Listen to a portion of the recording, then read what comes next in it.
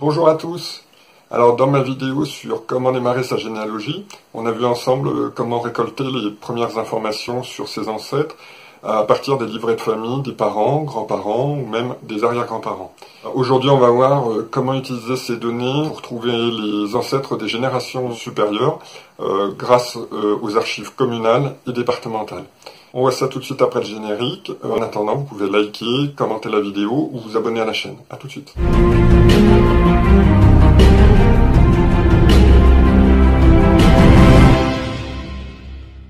Avant de voir un exemple concret de recherche d'ancêtres dans les archives, je vous propose de vous présenter rapidement les registres d'état civil et les registres paroissiaux. L'état civil a été créé en 1792.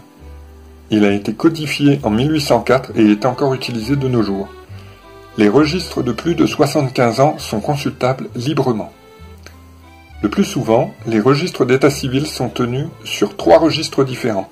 Le registre des naissances, celui des mariages, qui contient également les divorces entre 1884 et 1958, et celui des décès.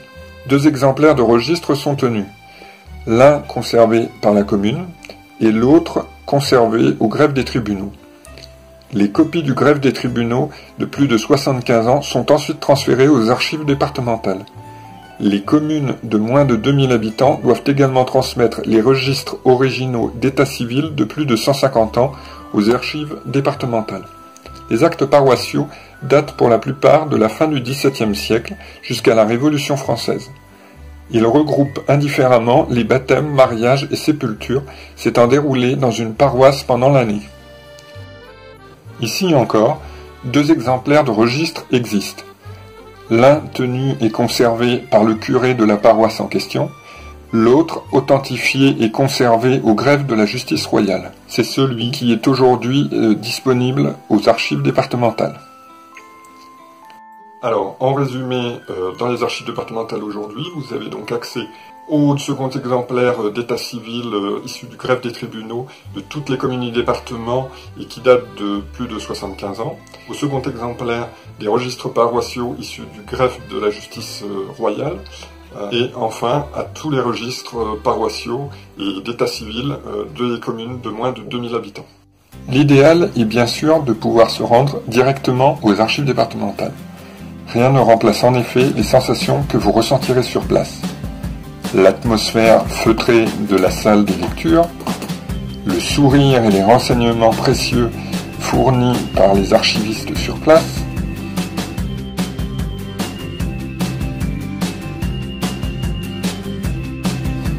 la sensation de toucher un papier 2 ou 3 fois centenaire que vos ancêtres ont peut-être touché également, ou encore l'odeur du vieux papier qui vient chatouiller vos narines quand vous ouvrez une boîte de registres du XVIIIe siècle.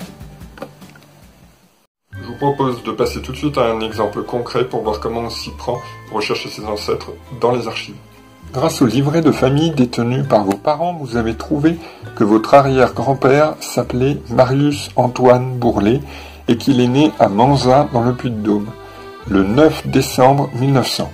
Partons tout de suite à la recherche de son acte de naissance.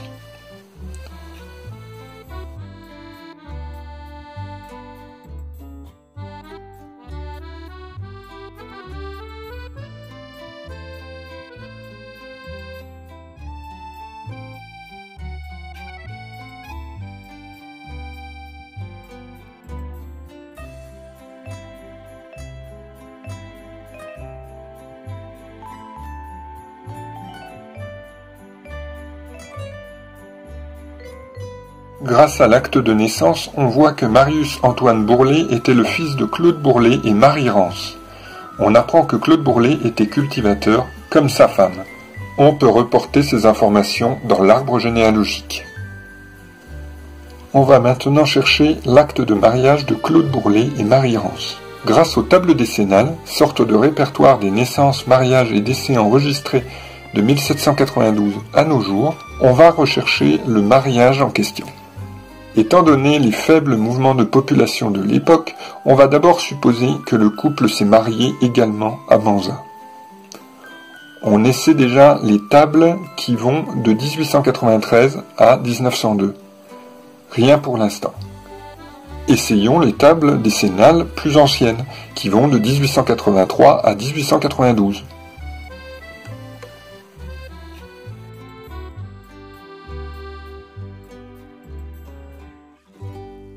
Le mariage entre Claude Bourlet et Marie Rance a eu lieu le 14 juin 1888. Allons tout de suite lire l'acte intégral. On peut ainsi découvrir que Claude Bourlet est né le 20 mars 1859 à Manzat, qu'il est cultivateur et qu'il est le fils de Mathieu Bourlet et Françoise Saby. On a même la date de décès de Mathieu Bourlet. De son côté, Marie Rance est née le 13 juillet 1863 à Manzat. Sans profession, elle est la fille de Antoine Rance, cultivateur, et de Gilbert Taga. Là encore, la date de décès de Gilbert Taga nous est donnée. Jetons un œil à présent à cet arbre généalogique qui s'est étoffé. Et voilà comment, en quelques minutes, on a réussi à remonter 2 générations. À vous de jouer maintenant avec vos propres ancêtres, et à très vite pour une nouvelle vidéo.